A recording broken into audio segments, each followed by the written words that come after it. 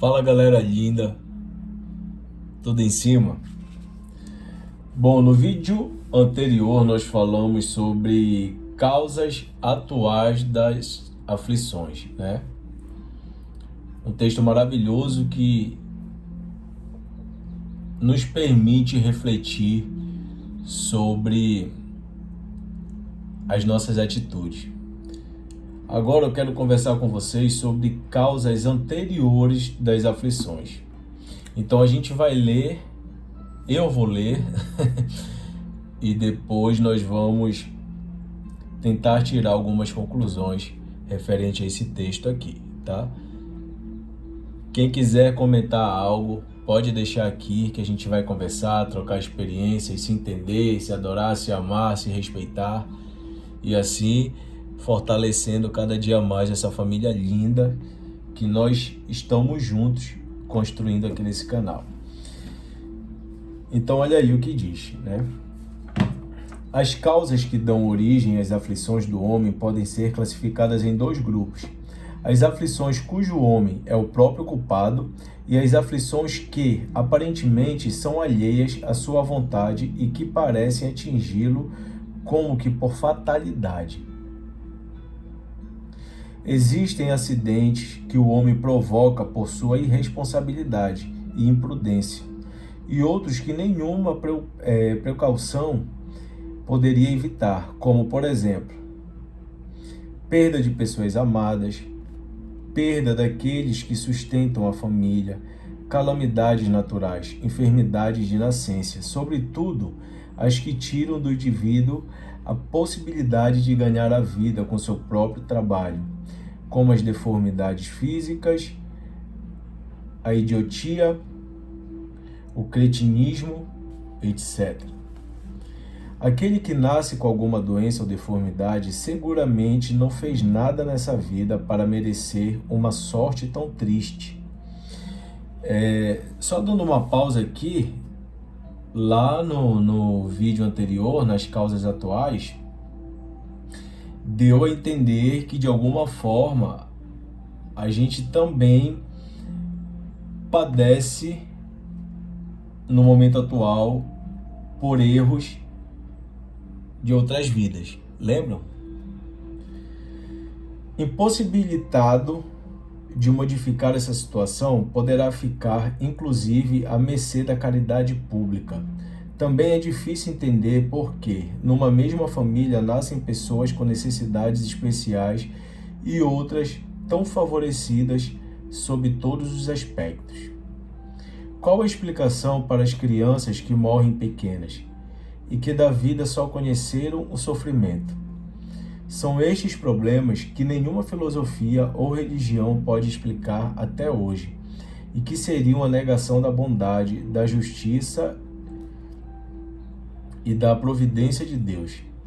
Na hipótese de que a alma e o corpo fossem criados ao mesmo tempo e de que sua sorte dependesse apenas de uma única existência terrena. Também seria difícil explicar por que recém-nascidos passam por sofrimentos tão grandes, pois se não fizeram o bem, também não fizeram o mal. Pelo princípio de que todo efeito tem uma causa, e admitindo-se que Deus é justo, essa causa também deve ser justa. Se a causa vem sempre antes do efeito e ela não está na vida atual, só poderá estar em uma vida anterior. Quando somos punidos é porque fizemos o mal. Se não o fizemos nesta vida, seguramente o fizemos em outra. É uma conclusão da qual ninguém pode fugir e que demonstra toda a lógica da justiça de Deus. Nessas questões de enfermidades, sempre tem uma explicação, né? Uma vez eu estava assistindo uma palestrante que ela estava dando um exemplo, que às vezes as pessoas vêm nesse mundo, elas chegam a esse mundo já portando algumas enfermidades, né? Deformidades. Então ela deu um exemplo, ela estava dizendo o seguinte: sabe aquela pessoa que Sabe aquela pessoa que passou a vida inteira falando mal dos outros? Aquela pessoa que adora uma fofoquinha, aquela pessoa que adora botar uma lenha na fogueira, aquela pessoa que vira e mexe está jogando um contra o outro, ou seja, usa a sua boca para além da atividade de mastigar alimentos para amaldiçoar outras pessoas. Então ela falou o seguinte: quando vem, né, nesse plano, chega mudinho, mudinho. E aí a gente não sabe qual é a explicação para aquilo. Ou seja, tudo que você faz, é por isso que eu sempre digo para vocês que é tudo no tempo da espiritualidade. Tem um ditado que aqui se faz, aqui se paga, né? A gente não sabe se vai ser agora, se vai ser numa próxima. E aí a gente também não sabe a forma com que nós vamos pagar pelos nossos erros. Eu tenho um medo desgramado disso. De hoje em dia eu procuro andar 100% na linha. Vamos continuar, né? O homem que pratica o mal nem sempre é totalmente punido em sua existência atual. Porém, ele nunca escapará às consequências de suas faltas. Tá vendo? A prosperidade do mal é apenas momentânea, porque se ele não for punido hoje, certamente o será amanhã. Assim, a infelicidade, que à primeira vista nos parece imerecida, tem sua razão de ser. Aquele que sofre está resgatando os erros que cometeu no passado e sempre poderá dizer: perdoa-me, Senhor, porque errei. O sofrimento do homem se deve aos erros cometidos por ele mesmo, nessa vida ou em vidas anteriores, por uma rigorosa justiça divina. O homem sofre aquilo que fez os outros sofrerem. Se foi duro e desumano, poderá ser tratado com dureza e desumanidade.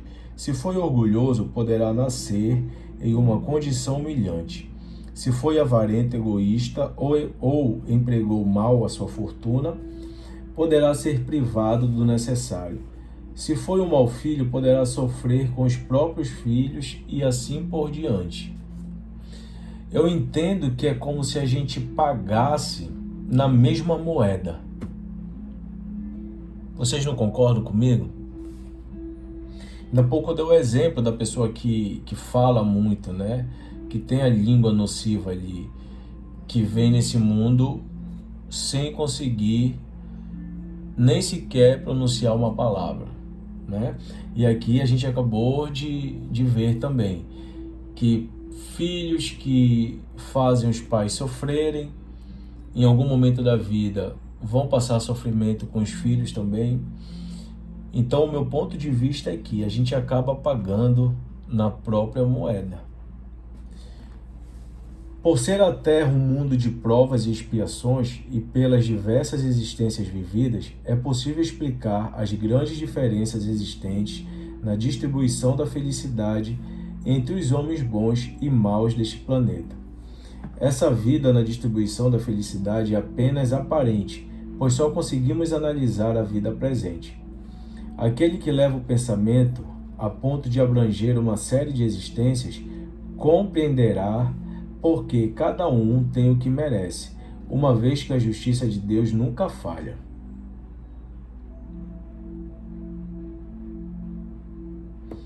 Eu tenho uma tia que fala que quem tem pena do coitado que se coloque no lugar dele, né? Às vezes a gente sente muita pena de uma pessoa, a gente quer ajudar.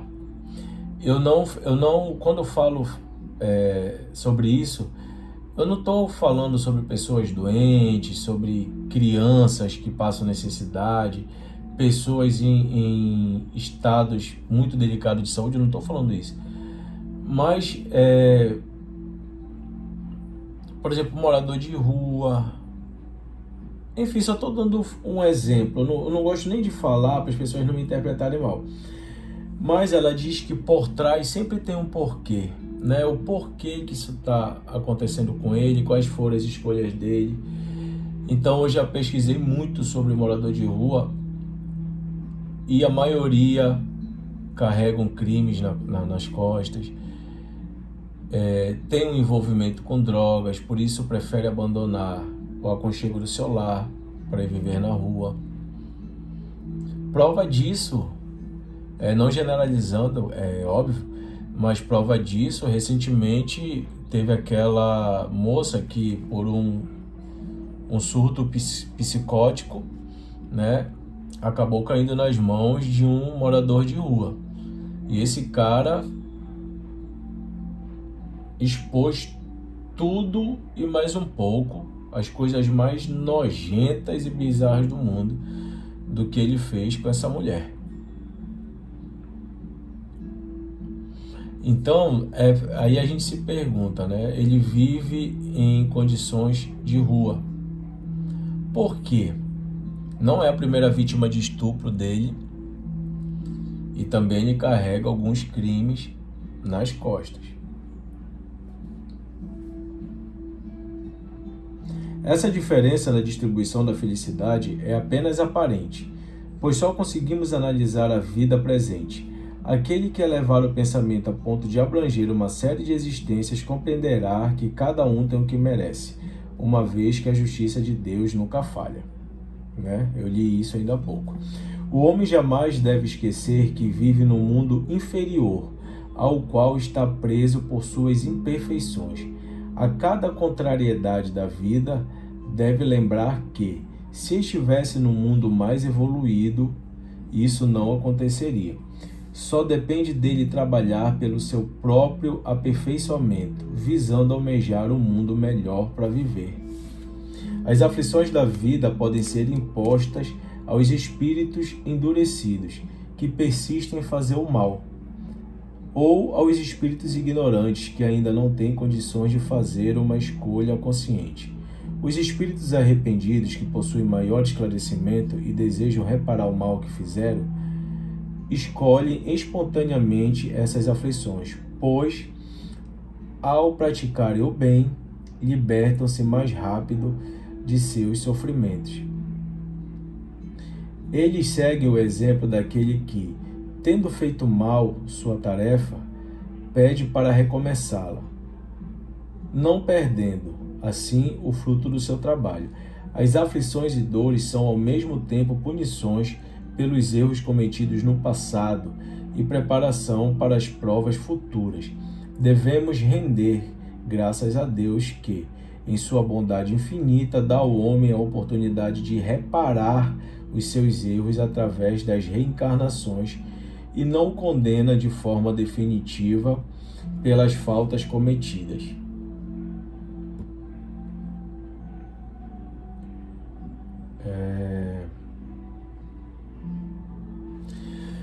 Aqui a gente acabou de ler um trechinho que fala sobre questões de caridade, né?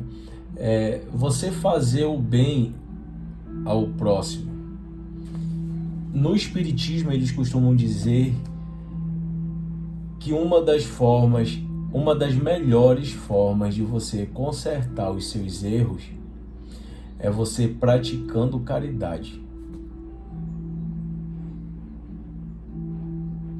Diversas vezes eu já comentei com vocês aqui sobre questão da gente... Alguém para a gente na rua que está com fome, a gente dá um dinheiro que dê para a pessoa se alimentar, né? Se tu tem bastante roupa, doa. Pode fazer um serviço voluntário, faz. Conforme você vai se sentindo bem com aquilo, ao meu ponto de vista, é porque algo já está sendo consertado. Não existe possibilidade da gente voltar no passado e refazer, mas existe possibilidade da gente se retratar perante Deus devido aos nossos erros no passado, nesse plano ou em vidas passadas. Tem pessoas que não entendem, tem pessoas que pensam que caridade, trabalho voluntário, elas estariam servidas de besta, né? São pessoas que têm um rei na barriga. Nossa, que texto! Se a gente for refletir aqui, né? Eu vou passar acho que umas 2, 3 horas com vocês. Então, o que é que eu tiro daqui para mim? Eu não sei vocês, mas o que é que eu tiro desse pequeno texto aqui para mim? É que quanto mais eu me torno uma pessoa boa, caridosa, né? Bondosa, caridosa, amorosa, acolhedora, e tudo isso com muita responsabilidade. Você não vai botar qualquer pessoa dentro da sua casa, você não vai estar jogando seu dinheiro fora, ajudando pessoas que não querem ser ajudadas, né? Você não vai fazer um trabalho voluntário num local disfuncional. A gente leva tudo isso em consideração. Mas da feita que a gente começa a praticar a verdadeira bondade, a gente passa a viver uma próxima etapa da nossa evolução, como ser humano mesmo.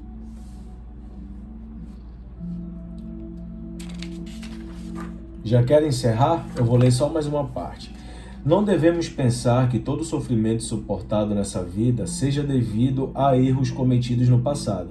Na maioria das vezes são provas escolhidas pelo próprio Espírito, com a finalidade de concluir sua depuração e apressar o seu progresso. Assim, a expiação é uma situação imposta ao Espírito, visando seu aperfeiçoamento, através de reencarnações sofridas, onde ele resgata os erros que cometeu em existências anteriores.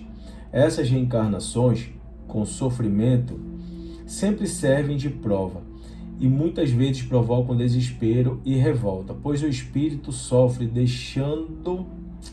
queixando-se. Já a prova nem sempre é uma expiação. Na maioria das vezes é uma missão marcada pelo sofrimento que o espírito solicita antes de reencarnar, visando acelerar seu aperfeiçoamento. Nesse caso, o espírito sofre sem queixas, o que já é um sinal de progresso. Contudo, provas e expiações são sempre sinais de uma relativa inferioridade do espírito, pois o que é perfeito não precisa mais ser provado. Um espírito que já possua um certo grau de elevação e quer avançar ainda mais pode solicitar uma missão, uma tarefa a cumprir, e quanto mais difícil tiver sido o trabalho para realizá-la, maior será a sua recompensa. Tá vendo? Quando eu falo para vocês que os caminhos mais difíceis nos trazem as maiores e melhores recompensas, é porque eu sei do que eu estou dizendo. Assim são essas pessoas com tendências naturalmente boas, de alma elevada, de sentimentos nobres, que parecem nada haver trazido de mal de suas existências anteriores e que sofrem, com resignação cristã, as maiores dores. Elas só pedem a Deus coragem para suportar as provas sem reclamar. Ao contrário, podemos considerar como expiação as aflições que provocam queixas e fazem o homem se revoltar contra Deus. A gente sempre fala disso aqui também. O sofrimento sem lamentações é uma forma que o espírito encontra para soldar os erros cometidos no passado. É um sinal de que este sofrimento não lhe foi imposto, e sim solicitado por ele mesmo, o que sempre constitui uma evidência de firme decisão e um indício de progresso. O espírito só pode alcançar a felicidade completa quando se tornar puro, pois qualquer impureza impede a sua entrada nos mundos felizes. É como o passageiro de um navio atingido pela peste e que não pode entrar em uma cidade até que esteja totalmente descontaminado. Nossa, isso faz muito sentido, né? Através das diversas reencarnações, o espírito se livra pouco a pouco de suas imperfeições. As provas da vida, quando bem suportadas, fazem com que o espírito evolua, pois elas purificam e apagam as faltas. São como os remédios que limpam as feridas e curam os doentes, porque quanto maior for o mal, mais eficiente deve ser o remédio. Aquele que sofre deve saber que cometeu muitos erros em existências anteriores. Por isso, deve ser grato a esse sofrimento, pois através dele vai antecipar a sua cura. Aceitar o sofrimento de maneira resignada, sem lamentações, é sempre proveitoso para o desenvolvimento do espírito. Caso contrário, terá que reencarnar para recomeçar tudo novamente, tantas vezes quantas forem necessárias. O ciclo ele se repete, né? Quando a gente não aceita, quando a gente não sabe lidar com aquilo. Há uns 10 anos atrás, a mamãe passou por um período difícil. Ela teve uma doença. E o que era para ter sido curado em média de 6 meses, demorou 2 anos. Né? Mamãe nunca. Quem era o desesperado da história era eu. Eu ia tomar banho, chorava e desesperava. Se a nutricionista falasse, olha, ela tem que comer isso, eu ficava no pé, ela não comia porra nenhuma que não fosse do que a nutricionista passava. Eu cuidava o máximo que eu podia e a mamãe lá, sabe, zen. Parecia que vivia meditando. Um tempo desse, e por respeito eu também não perguntava para ela sobre como ela se sentia, né? Muitos anos depois, alguns meses atrás, ela veio comentar comigo que eu tenho a mania, às vezes, de reclamar muito do momento, de me desesperar, de sofrer por antecipação. Então ela estava comentando que a gente tem que aceitar aquele momento que a gente está passando, né? Se a gente tem fé em Jesus Cristo, a gente tem que aceitar aquele momento que a gente está passando. Ele vai te servir para alguma coisa, né? É uma doença que você está curando ela e ela está te curando de algo, né? Você está se livrando. Eu não gosto de falar karmas, mas eu esqueci a palavra aqui. Eu tenho essa mania de esquecer. Eu acabo de ler e esqueço. Mas erros que você tenha cometido no passado. Então tem que ter calma e tem que ter fé e confiar no teu processo, né? A gente passa por várias provações e hoje eu estou aprendendo a não me lamuriar, não ficar reclamando, não ficar me aborrecendo, porque eu me estresso assim, ó, no estalar de dedos. Eu me estresso a ponto de desparafusar tudo.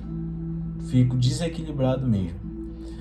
E eu chego aqui, a mamãe tá zen, tomando o cafezinho dela, com a tapioquinha dela, ou então com cuscuz, que ela gosta de comer, super zen. E às vezes tem problemas para resolver, né? Como toda família, contas que atrasam, tal. E a mamãe zen. E foi zen durante todo o processo de provação que ela passou. E como ela mesmo diz, não foi só esse, né? Teve uma infância que foi... não foi sofrida, mas foi difícil, porém foi feliz. Ela sempre foi muito feliz. A minha avó, por parte de pai, e sogra dela, dizia assim, que se trata de uma pessoa que via beleza em tudo. Tudo estava bom, estava feliz com tudo. O ambiente estava legal, sabe? É uma pessoa que não reclama. Então eu procuro seguir muito esse pensamento dela, essa linha de raciocínio dela. E pelo que a gente leu aqui, é o certo, né? A ser feito. Bom, galera, eu espero que vocês tenham gostado. Deixa o like no vídeo. Se quiserem mais, deixem nos comentários, que eu vou trazer ainda mais textos bonitos e que nos encham de aprendizados e encham o nosso coração de paz. Beijo no coração, fique com Deus e até a próxima. Tchau.